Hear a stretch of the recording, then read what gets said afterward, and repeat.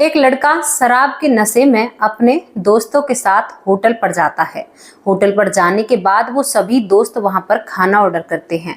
खाना जब ऑर्डर हो जाता है तो उसके बाद सभी खाना खाने लगते हैं और खाना खाने के बाद वो जैसे ही अपनी मेज से उठने की कोशिश करते हैं तो वहां पर तभी एक सफाई वाली लड़की आती है। अब ये लड़का उस लड़की की तरफ घूर घूर कर देखने लगता है, लेकिन शराब के नशे में अभी अपनी गाड़ी में जाकर बैठ जाता है। लेकिन उस पोछा झाड़ू वाली लड़की को देखकर इस लड़के को कुछ बातें याद आ रही होती हैं। अब ये लड़के अपने कमरे पर चले जाते हैं जहां पर रहते हैं, और जैसे ही सुबह होती है और इस लड़के का नशा उतरता है तो इस लड़के को वो लड़की जानी पहचानी लगती है और कोई अपनी रिश्तेदार या अपनी सी लगती है। आखिर एक होटल में झाड़ू पोछा करने वाली लड़की कैसे एक लड़के को अपनी रिश्तेदार लग सकती है या जानी पहचानी लग सकती है? आखिर इस कहानी में क्या राज की बातें हैं और ये कहानी किस चीज पर आधारित है, ये सब कुछ आपको आगे जानने को मिलेगा। तो चलिए वीडियो में हमारे साथ कहानी की तरफ तो चलते हैं बिना देरी करते हुए। कहानी की शुरुआत बिहार से होती है।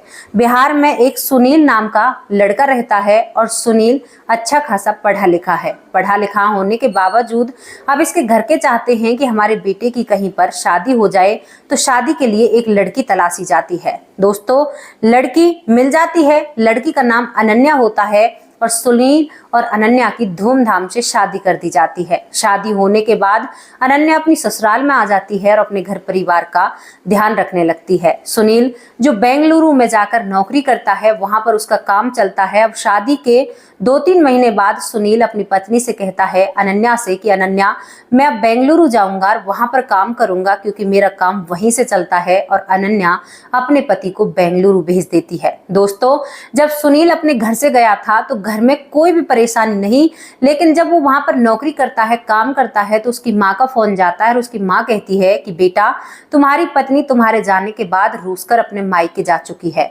सुनील को ये बात बहुत बुरी लगती है कि मैं तो बहुत अच्छे से सब कुछ घर पर छोड़कर आया था, लेकिन ये सब कुछ क्या हो रहा है। तो सुनील अपना काम छोड़कर घर आता है।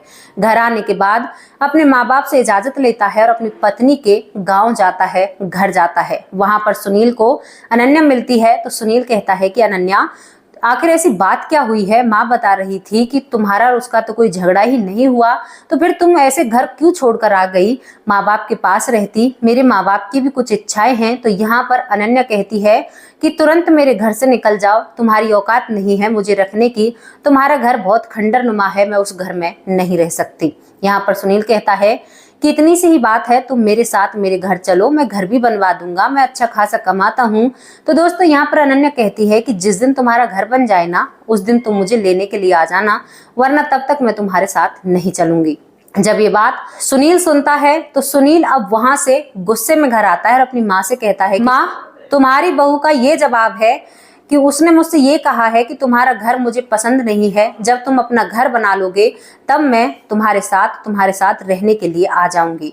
यहाँ पर सुनील अपनी माँ से इजाजत लेकर बेंगलुरु दोबारा चला जाता है और दोस्तों, वहां पर जी तोड़ मेहनत करता है। कड़ी मेहनत के साथ करीबन 1 साल लग जाता है सुनील को इतना पैसा कमाने में जिसमें वो अपने घर को बनवा सके। और इस 1 साल में सुनील जब भी अपनी पत्नी अनन्या को फोन किया करता तो उसकी पत्नी फोन नहीं उठाया करती, और अनन्या ने बीते 1 साल में अपने पति से एक भी बार बात नहीं की है। अब सुनील अपने घर को बनवा कर तैयार कर देता है 1 साल में, और वो अपने ससुराल जाता है अपनी पत्नी को लेने। लेकिन जब वो वहां पर जाता है तो उसके कानों में एक नई खबर आती है। खबर क्या होती है?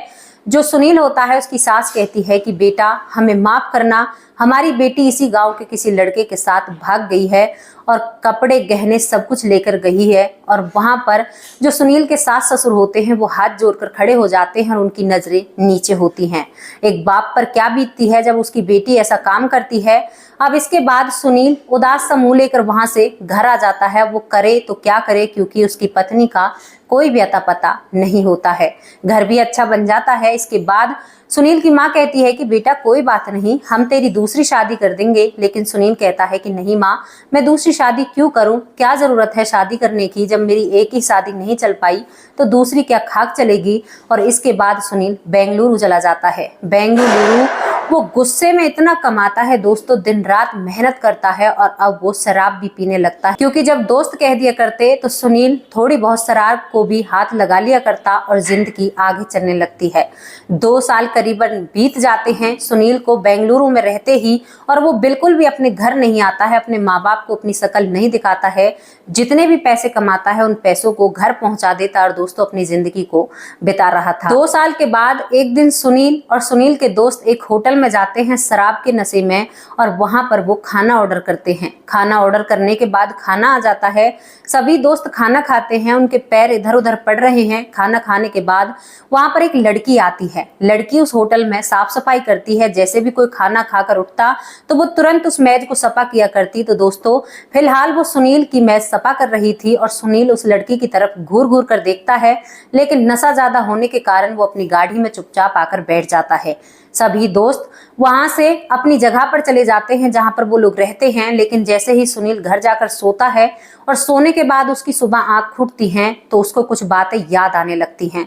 जो लड़की होटल में झाड़ू पोछा कर रही थी, सुनील को उस लड़की के बारे में याद आने लगता है और उसे लगता है कि ये मेरी वही पत्नी है जो 3 साल पहले मुझे छोड़कर चली गई थी। अब यहाँ पर सुनील दोबारा से उस होटल में जाता है और उस होटल के मैनेजर से कहता है कि तुम्हारे यहाँ पर जो झाड़ू पोछा लड़की करती है वो कहाँ पर है। तो तभी होटल का मैनेजर कहता है कि उसका तो पता नहीं, वो तो शाम को ही काम करने हमारे यहाँ पर आती है, मुझे नहीं पता वो कौन है। लेकिन यहाँ पर सुनील जब उसका नाम पूछता है तो होटल का मैनेजर बताता है कि उसका नाम अनन्या है। ये नाम सुनते ही सुनील पक्का कर लेता है कि ये उसी की पत्नी है, और दोस्तों यहाँ पर उसके समझ में आ जाता है। अब वो शाम तक अपनी पत्नी का इंतजार करता है और शाम को अनन्या दोबारा से उस होटल में काम करने के लिए आ जाती है। जैसे ही अनन्या आती है तो सुनील अनन्या का हाथ पकड़ लेता है और कहता है कि अरे वाह, तुम तो बहुत बड़े घर में रहती हो और बहुत बड़े घर में तुम काम करती हो, भाई तुम्हारे इतने बड़े बड़े होटल हैं, ये तो मुझे पता नहीं था। अब यहाँ पर अनन्या सुनील को देखकर दोबारा और रोने लगती है और मायूस सी एक तरफ खड़ी हो जाती है सारे काम को छोड़कर। तभी सुनील कहता है कि अब क्यों रो रही हो, और तुम्हारा वो दिलफेक आशिक कहाँ है जिसके साथ तुम गहने लेकर फरार हुई थी, मेरे तक गहने तुम वहां से लेकर आई हो। अनन्या और भी जोर जोर से रोने लगती और कहती है कि फूटी किस्मत में और 2 कंकर मत मारो सुनील, मेरी कोई गलती नहीं है, लेकिन क्या करूं, मुझसे एक पाप हो चुका है जो मैंने तुम्हारे साथ गलत किया है। अब सुनील कहता है कि गलत करने का नतीजा तो अक्सर उन्हीं को भुगतना पड़ता है जो गलत करते हैं, तो तुम यहाँ पर क्या कर रही हो। तभी जब वो ज्यादा रोने लगती है तो सुनील को उस पर दया आ जाती है, क्योंकि पहले वो उसकी पत्नी रह चुकी थी। तभी सुनील अपनी पत्नी को एक वहीं पर मेज पड़ी हुई होती है, कुर्सी मेज, वहां पर बिठाता है और उसके आंसू पोंछता है, कहता है कि अनन्या तुमने मेरे साथ ऐसा क्यों किया, मेरे बहुत सारे सवाल हैं, उन सब के क्या तुम मुझे जवाब दे सकती हो। तो अनन्या कहती है कि हाँ सुनील, आज मैं तुम्हारे सारे सवालों के जवाब दूंगी, क्योंकि मैंने बहुत बड़ी गलती की है। और यहाँ पर अनन्या बताने लगती है, कहती है कि सुनील, मैं अपनी शादी से पहले एक लड़के से प्यार किया करती थी, उससे मैं बातें करती हूँ, शादी हो मेरे घर वाले तुमसे मेरी शादी जबरदस्ती करा देते हैं, और मैं उस लड़के से जब तुम बेंगलुरु आ गए थे तब भी मैं उससे बात किया करती थी, उसके बात करे बिना मेरा दिन नहीं निकलता। अब जब उसने कह दिया कि तुम्हारा पति बेंगलुरु गया है तो तुम अपने मायके आ जाओ, और मैं वहां से बिना किसी लड़ाई के अपने घर आ जाती हूँ। तुम जब मुझे मनाने के लिए आते हो तो मैं एक बेकार सा बहाना बनाती हूँ। मुझे तुम्हारा घर ना ही तो पसंद था और ना ही बुरा था, लेकिन अब मुझे वहां से रहना नहीं था, इसी वजह से मैंने तुम्हारे घर में एक खोट और एक नुक्स निकाली थी। जब तुम वहां से बेंगलुरु कमाने के लिए चले जाते हो, उसके तुरंत बाद मैं अपने आशिक के साथ वहां से फरार हो जाती हूँ, गहने लेकर, कुछ कपड़े लेकर। लेकिन जैसे ही हम इस शहर में आते हैं तो इस शहर में वो मुझसे कहता है एक बस स्टैंड पर, तुम अभी यहीं पर बैठो, मैं देख कर आता हूँ कहीं पर कोई कमरा। और जैसे ही वो थोड़ी दूर जाता है, उस दिन के बाद वो आज तक मेरे पास नहीं आया, और जो गहने थे वो मैंने उसी के पास रख रखे थे, तो वो गहने भी लेकर वहां से फरार हो जाता है। कई दिनों तक मैंने उसकी तलाश की, लेकिन मुझे वो आज तक नजर नहीं आया इस शहर में, और मेरे पास 10 रुपए तक ऐसे नहीं थे कि मैं कहीं पर कुछ खा लूं या पी लूं। उसके बाद मैंने अपने आप को संभालते हुए, क्योंकि मैं अपने मायके भी नहीं जा सकती थी, सभी लोग ये कहते कि अरे ये तो भाग गई थी, दोबारा कैसे आ गई। इसी शर्मिंदगी की वजह से मैं यहाँ पर दूसरों के घरों में झाड़ू पोछा किया करती हूँ, और जो शाम का वक्त होता है, क्योंकि शाम के वक्त मुझे घरों में काम नहीं मिलता है, तो इस होटल में मैं झाड़ू पोछे का और बर्तन का काम करती हूँ। सुनील सुनकर बहुत खुश होता है, कहता है कि तुम हो ही इसी लायक। तो तभी कहती है अनन्या कि हाँ मैं तो हूं ही इसी लायक, लेकिन क्या तुम मुझे माफ कर सकते हो। तो सुनील को भी उस पर थोड़ी सी दया आ जाती है। सुनील कहता है कि जा, मैंने तुम्हें माफ किया। अब इसके बाद अनन्या फूट फूट कर रोने लगती है। सुनील कहता है कि पता है मैं तुमसे सच्चा प्यार किया करता, लेकिन तुमने मेरे प्यार की कीमत नहीं जानी। अनन्या की मांग भरी हुई थी, गले में मंगलसूत्र होता है। तो सुनील कहता है कि आज भी उस निकम्बे व्यक्ति की तुमने मांग भर रखी है और मंगलसूत्र पहन रखा है। तो अनन्या कहती है कि नहीं सुनील, ये उसका मंगलसूत्र नहीं है, ये तो तुम्हारा ही दिया हुआ मंगलसूत्र है जो तुमने मुझे पहनाया था। आज तक ये मेरे गले से नहीं उतरा है, यही मेरे पास तुम्हारी आखिरी निशानी है। तो तभी सुनील कहता है कि हाँ भाई, तुम्हारी भावनाएं तो मेरी समझ में आ रही हैं। उसके बाद अनन्या सुनील के पांव पकड़ लेती और कहती है कि एक बार माफ कर दो, मैं बहुत बड़ी झल्ली थी, बहुत बेवकूफ थी, जो मैं किसी के बहकावे में आ गई। क्या तुम मुझे माफ नहीं कर सकते? तुम मुझे अपने साथ ले चलो, ये जिंदगी अब और अकेले नहीं कटती है। सुनील यहाँ पर कहता है कि ऐसे कैसे तुम्हें साथ ले जाऊं, मेरे माँ बाप को कितनी ठेस पहुंची है। लेकिन जैसे ही अनन्या रोती और कहती है कि भले ही मुझे तो यहाँ पर भी झाड़ू पोछा करना पड़ता है, ये काम तुम मुझसे अपने घर में करा लेना, लेकिन मुझे यहाँ से छुड़ा लो, मैं तुम्हारे साथ जाना चाहती हूँ। अब ये बात सुनकर सुनील के अंदर थोड़ी सी भावनाएं जागरूक हो जाती हैं और उसके बाद वो कहता है मैं अपने माँ बाप के बिना पूछे तुम्हें अपने साथ नहीं ले जा सकता। तभी सुनील अपने माँ बाप के पास फोन करता है।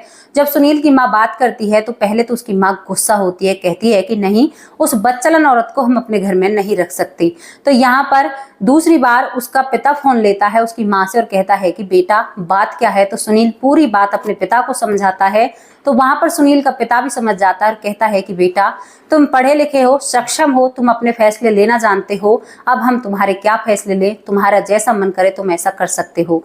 ये बात सुनते ही सुनील अब उसके हाथ में फैसला आ जाता है। उसके बाद सुनील अपने पिता से कहता है कि पिताजी मैं इसे दोबारा रखना चाहता हूं और इसे मैं अब यहीं बेंगलुरु में ही रखूंगा। अगर वहां पर लाऊंगा तो काफी लोग बदनामी करेंगे और इसके बारे में तरह तरह की बातें बनाएंगे। हम दोनों यहीं पर अपने जीवन की दोबारा शुरुआत करना चाहते हैं, क्योंकि ये बहुत टूट चुकी है और बहुत कमजोर है, देखने में काफी इसकी हालत खराब है। अगर आज एक महिला की मदद नहीं की, एक महिला को सीख ना दी, महिलाओं का पुरुषों से विश्वास उठ जाएगा। पिताजी इसमें एक नई सीख छुपी हुई है।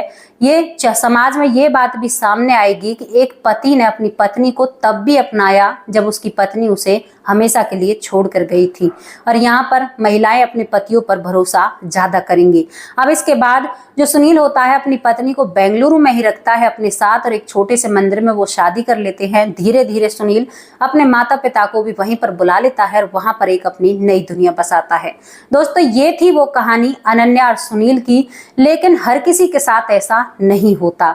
एक बार बिछड़ने के बाद लोग अक्सर नहीं मिला करते। ये तो वो कहानियां हैं जो 100 में से 1% लोग मिल जाया करते हैं और उनकी जिंदगी पहले जैसी हो जाती है। तो कभी भी ऐसी गलती अपने जीवन में मत अपनाना, कभी भी ऐसी बात मत करना। अगर आप किसी से प्यार करते हो तो पहले ही इसका इजहार और खुलासा परिवार के सामने होना चाहिए। किसी तीसरे का जीवन खराब करने का आपको कोई भी अधिकार नहीं है। आप लोगों को कैसी लगी ये स्टोरी, आप अपनी राय कमेंट बॉक्स में भी रख सकते हैं। कल फिर हाजिर होंगे किसी सच्ची और अच्छी स्टोरी के साथ। तब तक के लिए नमस्कार, जय हिंद, जय भारत।